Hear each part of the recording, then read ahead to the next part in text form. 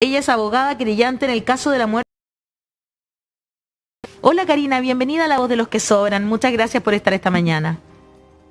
Hola, buenos días y muchas gracias como por siempre por su interés en estos temas.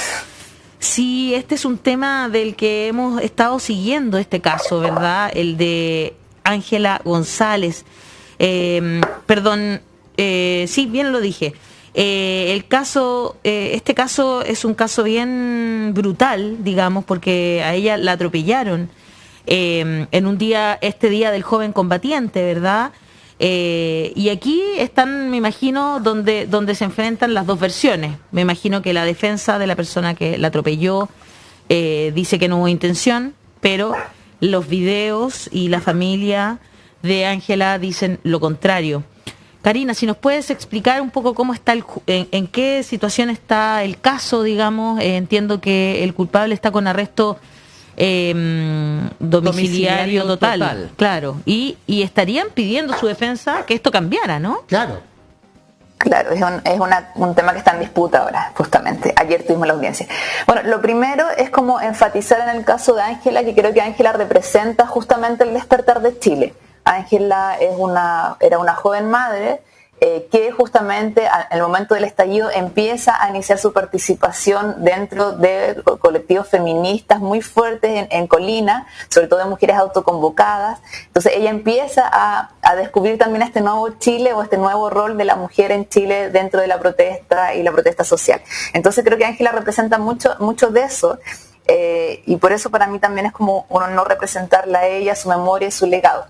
Entonces, y también aquí nosotros tratamos de vincularlo, ya lo digo con mucho énfasis, en no ver el caso de Ángela como un caso aislado, porque ese día 29 de marzo justamente el subsecretario del Interior salió a hablar en la prensa como justamente las personas que participaban de las protestas sociales eran violentistas. Entonces también aquí creo que hay un contexto de estigmatización de la protesta social, que ha sido una característica y uno de los elementos de la política de este gobierno en materia de represión de la protesta social, que creo que es muy importante enfatizar.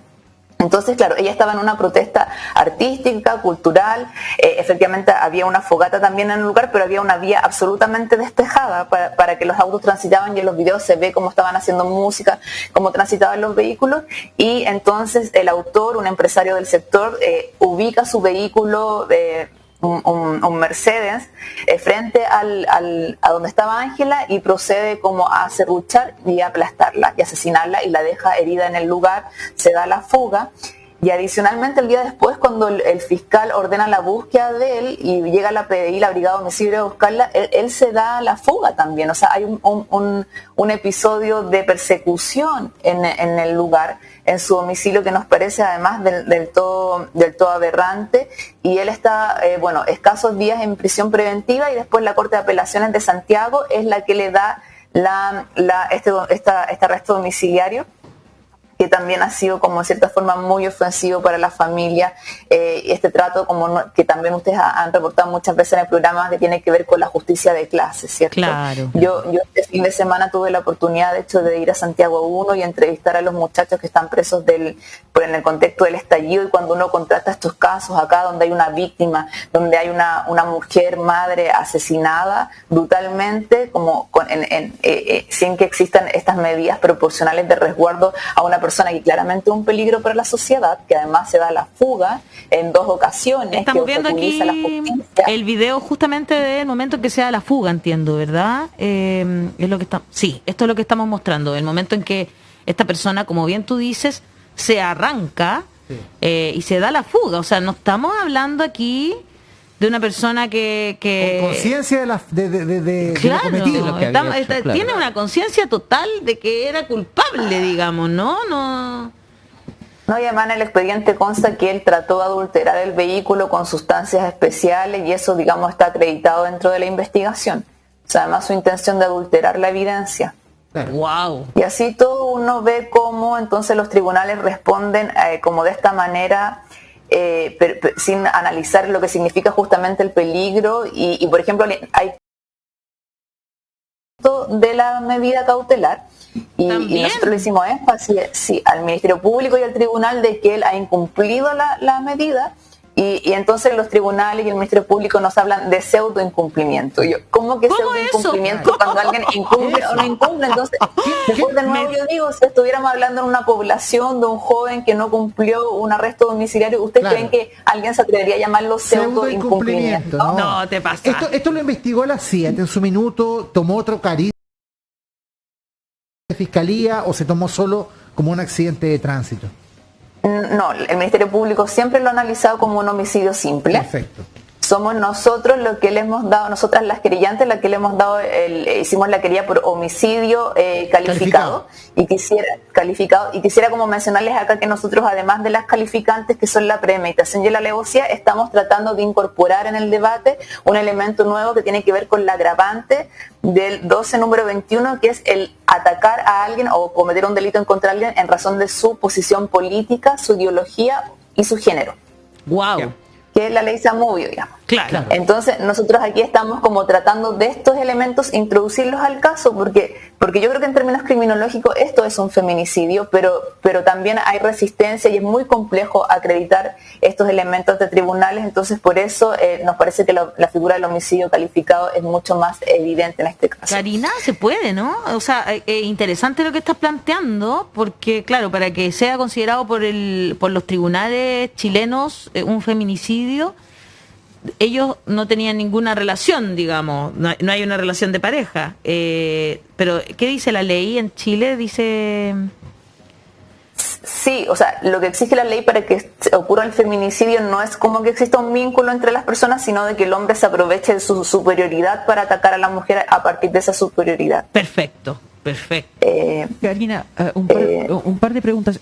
Que has estado trabajando con la familia, ¿cierto? Entonces... Ángela tuvo un hijo, ¿cierto? Una madre. Tiene un hijo. ¿Cómo ha sido la reacción de la familia? Ellos están muy metidos en este caso, ¿cierto? Han estado como muy activos en la... Sí, vamos a conversar con el papá, pero lamentablemente no pudimos conectarnos. Sí. Finalmente tuvimos algunos problemas técnicos y por eso solo está Karina, pero siempre estaba Karina y el padre también, ¿verdad? Sí, ellos tienen una relación evidente muy, muy activa en el caso.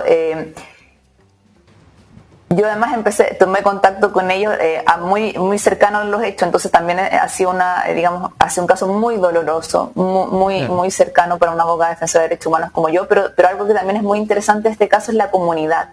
Estas mujeres autoconvocadas y el grupo de jóvenes en Colina que también ha visto este caso como un caso de la comunidad, no solo de una víctima, nuevamente les digo, aislado.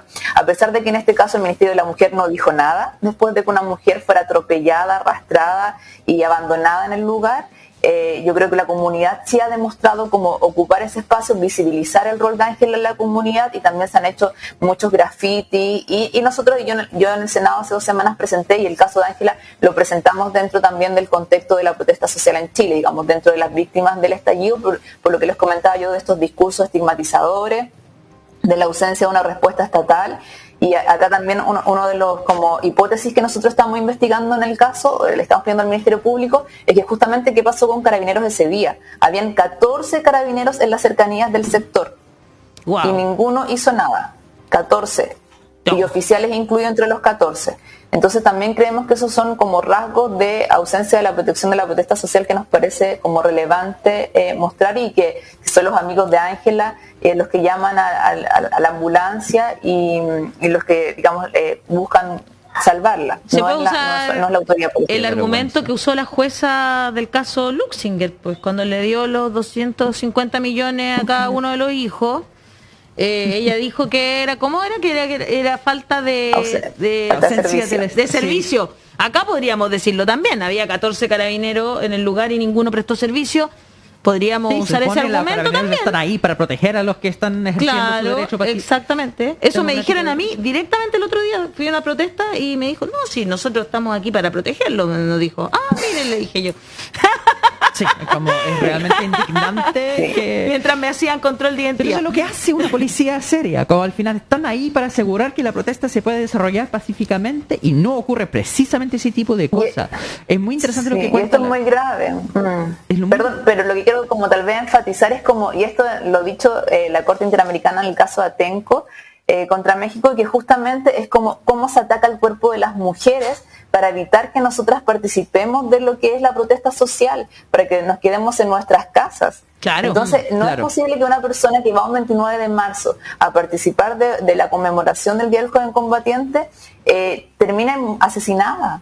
Y en este contexto, además de fuga, ausencia de medidas como que respeten también como el dolor de una comunidad, y como yo les digo, la ausencia, además, no solo del obrar de Carabineros, sino que pasa con las autoridades llamadas a proteger los derechos de las mujeres.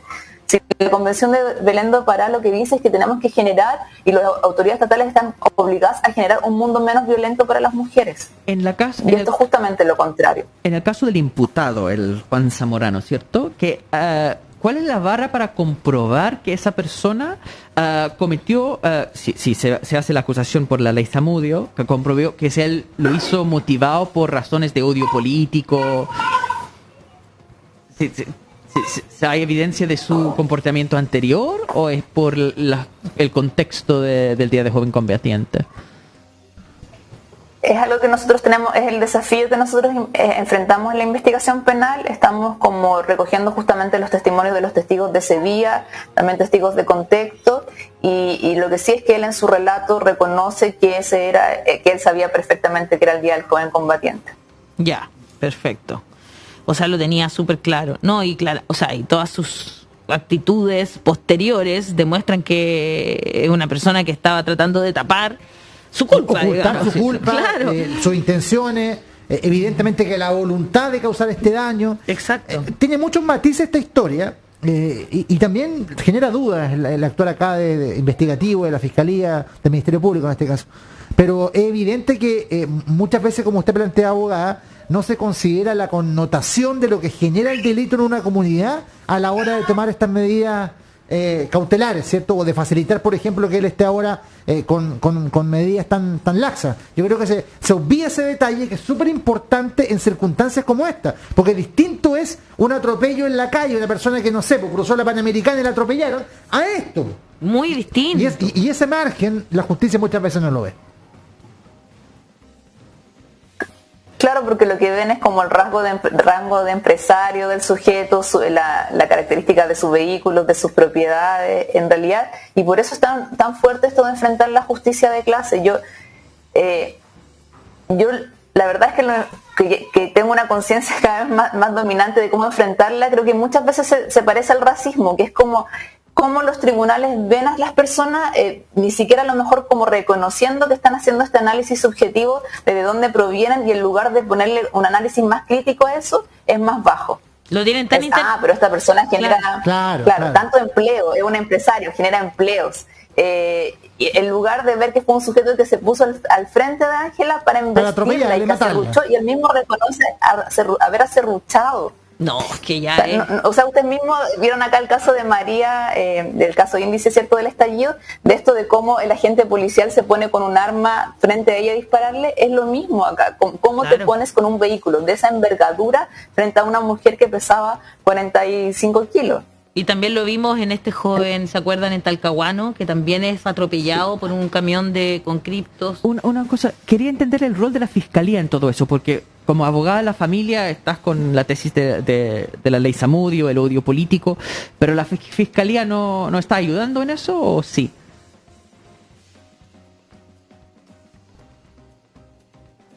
Uy, se quedó justo... Oh, se quedó justo Karina. Ahí volvió Karina. Ahí volvió. Cortito para que tenemos que ir ya a la pausa, Karina. Se le está pegando. Oye, hoy día no nos quiere. Sí, perdón. No es culpa tuya. No, es culpa tuya, es la tecnología que a veces no nos quiere nomás. En su conjunto. Claro. ¿Cómo se llama? Nos están boicoteando, yo creo. Claro, no, hoy día no hemos sido muy políticamente correctos. Del Ministerio Público. No, pero me estaban preguntando por el rol del Ministerio del Interior, sí. ¿Cierto? El Ministerio Fiscalía, Público. Fiscalía Público, perdón. Sí. Sí.